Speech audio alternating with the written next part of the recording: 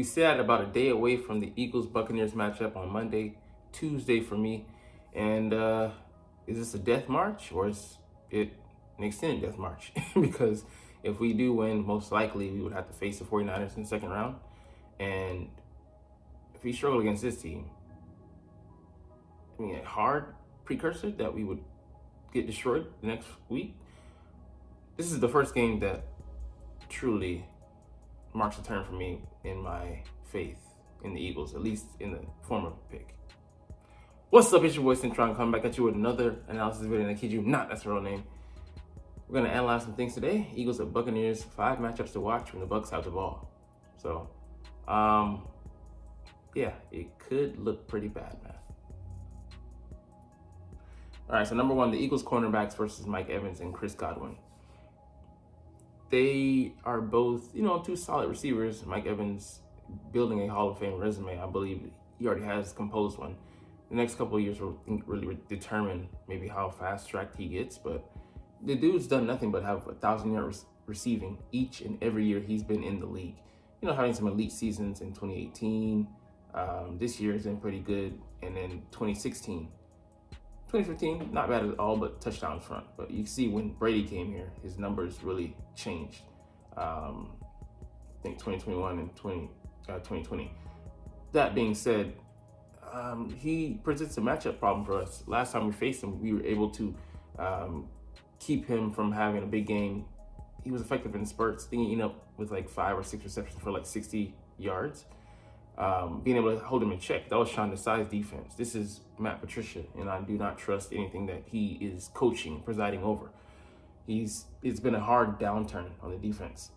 And they put him in the slot. Yeah, going up against Avonte Maddox, which I don't think Avonte's going to play there. It'll be Bradley Roby. I think that's fine, but it's just how do we play on, at the other positions with having to deal with this guy here, Chris Godwin, who's not a slacker himself. The last 3 seasons, even coming off an ACL injury, I think maybe might have been last year, he still had 1,000 yards. And, this year picking it back up, not a lot of touchdowns, but 6'3" guy, 208 or so. He's a crafty, route runner, solid route runner, does a lot of dirty work underneath, and he also likes to play in the slot. He likes to beat up on guys with a 6'3" guy and 6'5" guy in the interior of your defense, or facing the interior defense. And he can get a lot of the tough yardage. So it's going to be hard either way. I think Bradbury's going to be out there. Slay gives us, a good matchup. But what are we going to be playing? Are we going to be playing that stupid prevent off 10 yards coverage, just giving them all the underneath stuff? We can't allow them. We have to play something similar to man coverage, or just give them, like zone, but not give them so many yards. You fall back into your zone, but even if it, I don't want to say it looks predictable, but they know where we're going. We're going to fall back to our areas, but it just cannot be this distance coverage type thing, which I just abhor. So we'll see. Number 2, Bucks running back Rashad White versus the Eagles linebackers. I mean, this has got to be a win for them. Sad to say, last time we faced him, we solidly held him in check. And on the season, he had 220 plus rushes for 990 yards. So he's not a big threat, but he is a good guy in the receiving game. He has 500 yards receiving. I think 2 or 3 touchdowns. He's a good dump off outlet. And remember this play, the rail play from Saquon Barkley down the sidelines? Yeah, we don't want that repeating itself, but with the weapons on deck and the way we deploy them, we don't have the ideal personnel. No coverage linebackers on deck, and we don't assist them. And this scheme, this should have been a switch here. Nolan Smith should have been running with Saquon instead of having Nicholas Morrow kind of shadow him and then get lost in the shuffle as well. So it was just weird. No really solid pass off there. The communication, the breakdowns, failures, emblematic of this defense this year, and especially after Matt Patricia took over. We really look like a chicken running around with that head cut off. Don't know what we're doing out there. So that's already demerit. So, and he's not like the best back out there, but he can still exploit us. And another worried to have about us going up against a tight end, Cade Otton. He, has turned into a decent guy. He was, decent when we played him. He's gotten better. And him going up against our linebackers and safeties. Linebackers aren't coverage guys, like I just said. And then the safeties, Kevin Byard would be our best safety to put on him. But then who do you have in coverage? It could be, was going to be Avante, who hasn't played there in a couple of years. And if Reed Blankenship isn't able to go with that groin injury, then we're going to have Tristan McCullum out there, who's a greenhorn. He might be able to, to hold his own for some amount of time or stretches, but just not looking good, man. That injury to Sidney Brown really hurt us, man.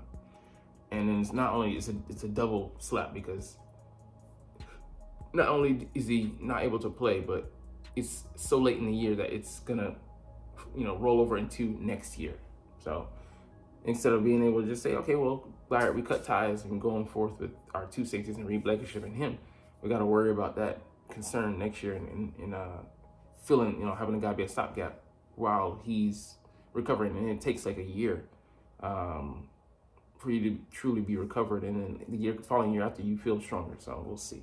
Anyways, number 4, the Eagles suddenly bad run defense versus the Bucs always bad rushing offense. So something's got to give. And I think the Bucs have been trending upwards. But look at these numbers.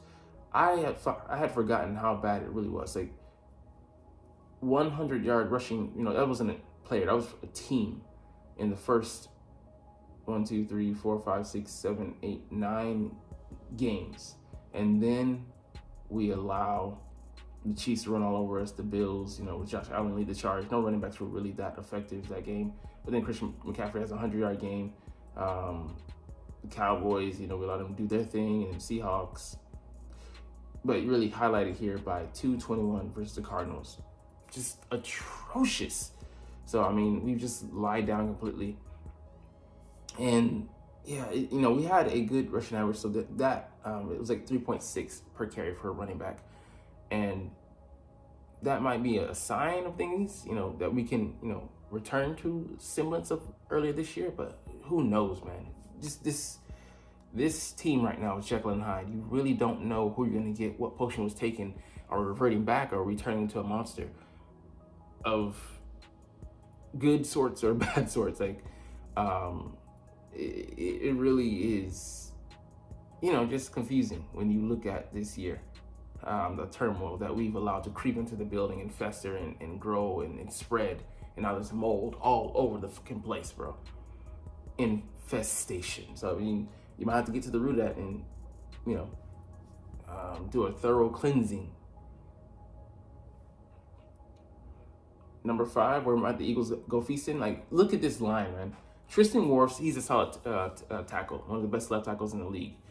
But Aaron Stinney, he's replacing a guy. Robert Hainsey, he's replacing a guy in Jensen. And Cody Mock is a rookie who might be talented, but he's not ready at this point. Luke Godet, he could, he's decent, can be a solid tackle. I think he came over from the Jacksonville Jaguars, but this is not an imposing line. And 2 out of 10, we should be blowing them up on the inside, overloading the right side. But we have not looked like a pass rushing unit. We look like individuals out there. 4 guys just doing their thing, not protecting the gaps, not showing good pass rush discipline, not communicating and not passing off. No stunts, no games inside. Like, what the fuck is going on, man? It's just completely disparaging when you look at this team as a whole. So I think there might be an article for the offense. I'm not even gonna get into that because what. Let's just say, AJ Brown's out. Devonta Smith, we're leaning on him this week. What do you call it? Al, or whatever his name is, a YouTube content creator. He talked about. He asked a question: is Swinney gonna help us this week? Is he gonna be allowed to help us this week? Because he totally can. He can lead the charge, even as small as he is, but keeping the defense honest. But are they going to help him out by way of routes, by way of concepts, by way of drawing up plays to his strengths and scheming him open and other wide receivers open? Because with AJ Brown out, that's a key piece of your engine missing. And he's the straw that stirs the drink as far as the receiving core goes. And what are we going to do to replace that production? Don't know. And will they even run the ball? We'll get to that in a second, actually, because the Eagles' X factor for this week has to be DeAndre Swift. He should be keying everything. So he had his best game this year against the Bucs. He went for like $170 and a touchdown, and that was only because he got in. We weren't gonna let him, get a goal line carry. But anyways, the guy is explosive, big play potential, like they're saying here.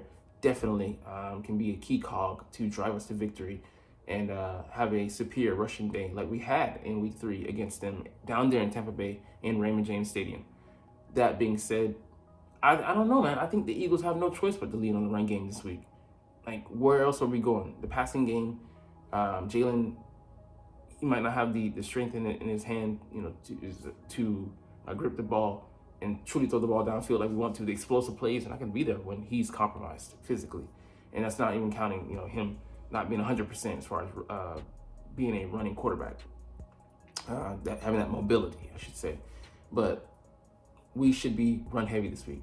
That approach, leaning on guys, tiring them out, shortening the game, it should be the game plan for us. Not just this game, but should have been earlier this season and going into the playoffs.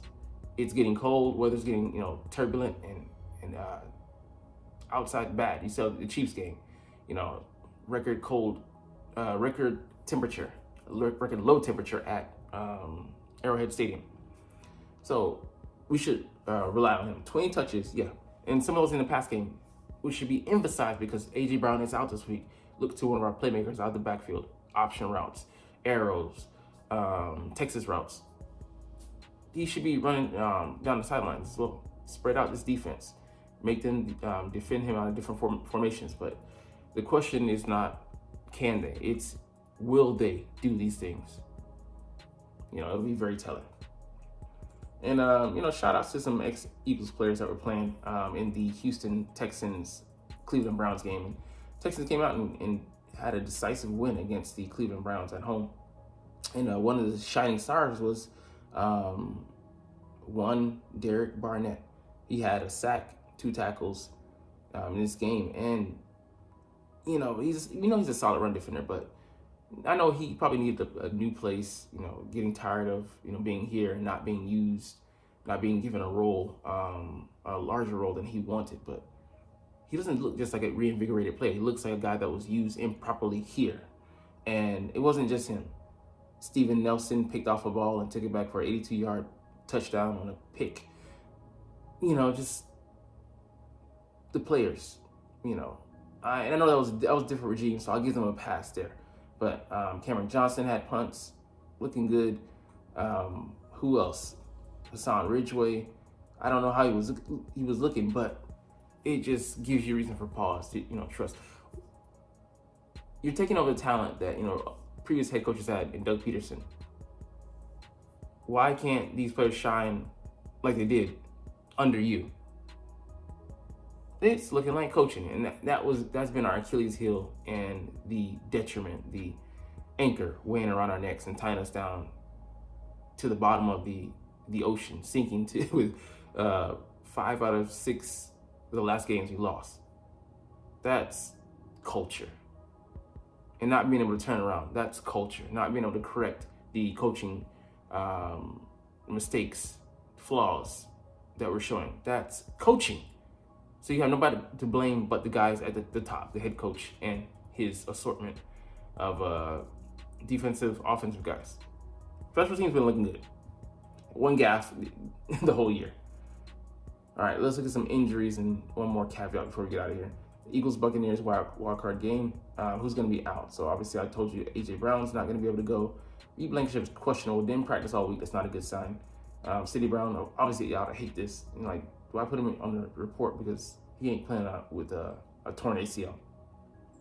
Jalen Hurts, full practice on the last day with that finger, so maybe he should be good, but we watching his grip strength and ball security. He's able to pass off the ball, handle the ball with no problems. Britton Covey, full practice 2 days in a row, so he should be good to go. Bronson Smith, full practice all week, so he's good to go. Darius Slay, full practice all week. we sorely needed him back in that secondary. Who's going to play opposite of him? That's my question. The young guys, we're going with Bradbury. I think we'll go with Bradbury. We'll probably sprinkle in the other guys. DeAndre Swift recovered from that illness, looks like, so he's ready to go. Let's see on the Buccaneers side, ankle and ribs for Baker Mayfield. Never upgraded from limited, so his mobility should at least be in coming to question. And Eagles should try and pressure him, man. It'll be telling to see how the pass rush goes up against that offensive line. Like I said, it's not one of the best in the league, and we should be theoretically, on paper, be able to get pressure. But on paper and Eagles in actuality have been two different things this year. Tristan Wirfs, full practice, so he should be maybe a little bit stamina-wise compromised, but good to go. Otherwise, just giving him a rest day. Everybody else is good, so we'll see how things shake out. Like, one last thing here. This coming out of Florida Times-Union news reporter getting some information from a former coach, NFL coach, with a strong connection to guys here in Philly, tells Gene Fournette he thinks Eagles owner Jeffrey Lurie will pull the plug on Nick Sirianni if we lose this Bucs game. Not even saying if it's a blowout, what conditions, no. If we freaking lose the game, he'll be out. And of course, this is just, a rumor at this point, and coming, could be from aid or whatever, but we don't know that that's the thought in Lurie's mind. But if his head rolls, do not be surprised, man, because this level of a skid, this level of a collapse, I haven't seen one like it. And it's not just you losing the games. If we were just hapless and riddled by injuries, but no, it was within the building, the problem. That speaks to the environment, like I said, the culture that you built, and something stinking in there. But anyways, we'll get up out of here on that note. But I just made that gaffe mistake, but you're not even here to watch it because you're not even watching, no, but it's all good because I love making these videos and I love talking about the Eagles. So like I said, we're going to chunk the deuces, but as always, it's fly Eagles fly, and let's motherfucking go. Like, comment, share, subscribe if you want. Thanks for watching. Check me out at Centron Anime, Centron Life, or Centron Laughs, or other social media.